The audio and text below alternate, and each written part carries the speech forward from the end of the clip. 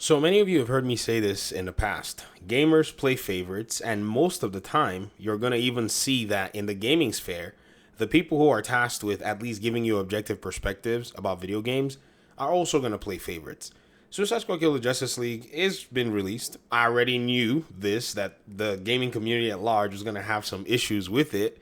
Having seen Avengers, having seen the way a lot of people treated, games like Gotham Knights, which is not a live service, but somehow they let themselves get told that it was a live service. I'm starting to see that this favoritism is actually very interesting. There was something that was called Xbox Tax a while ago. The Xbox Tax was basically developers showing favoritism to, games from the PlayStation side, but anything Xbox does usually gets heavily criticized. But one thing I'm seeing here is there seems to be some inconsistency from IGN when it comes to this whole live service thing. I've also seen it from other parties. Many have talked negatively about Suicide Squad Kill the Justice League, but then when it comes to a game like Helldivers, the conversation usually feels slightly different. Like, Helldivers is doing A, B, C, and D, and, this is something that fans kind of want. I keep wondering to myself, like, isn't this the same PvE game that is a co-op game that has microtransactions? Isn't it a game that's basically going to have its own repetitive cycles like every other live service game? Why is it that somehow it is favorable for people to talk about it? Why is it that somehow the sales and the, in quote, success that the game is basically enjoying right now is something that everyone seems to be fawning over on Twitter? While IGN, whose video I'm showing you right now for freaking Helldivers, has a article here, and even a video that's titled, "I hope Suicide Squad kills the cursed looter shooter trend." Now, I didn't bother watching the video because I was just thinking in my mind, what kind of title to a video is this? While you guys are over here basically, talking about a preview in a favorable way for another live service game. The schizophrenia, or maybe because it's different people writing these articles, it's their preferences, but the schizophrenia nonetheless is evident. One thing in one video game title is okay, while the same thing in another video game title is not okay. And I know someone's going to tell me that Suicide Squad is $100 while, Helldivers 2 is $40. So which is it? If you're going to tell me that in the comment section, I'd like for you to just help me understand exactly what we're doing. Is it that the price point of the live service games are maybe, there's a disparity between them? So live service games should be at least $40, $39.99, $32, $35, or they should be free to play so that you can then buy cosmetics in them.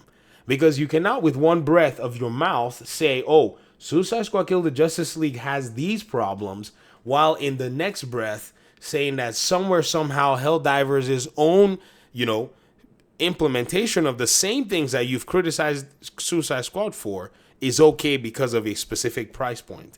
Because I'm certain that because this game is a PlayStation game, the media is going to handle this, in my opinion, with very light gloves. We see this all the time. And even within the PlayStation fan base that I've seen people from there criticize Suicide Squad, I wonder what their energy levels are like in a game like, Helldivers 2. Hey, wait. By the way, Helldivers 2 has a conversation going on right now that it has pay-to-win elements. Some people have said, no, it's a PvE game, so you can't have pay-to-win. Okay, time savers. Let me call them that, which is basically the developers selling you things that can give you an advantage in your gameplay. Whereas in the case of Suicide Squad, all they're selling to you is cosmetics, and it's your choice. Everything else can be progressed. You can progress properly, eat fairly with everybody else by just simply playing the game.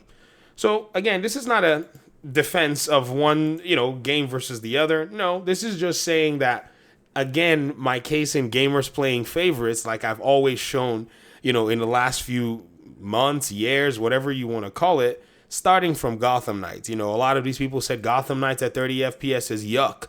The same people said Zelda was game of the year because it's on the Switch.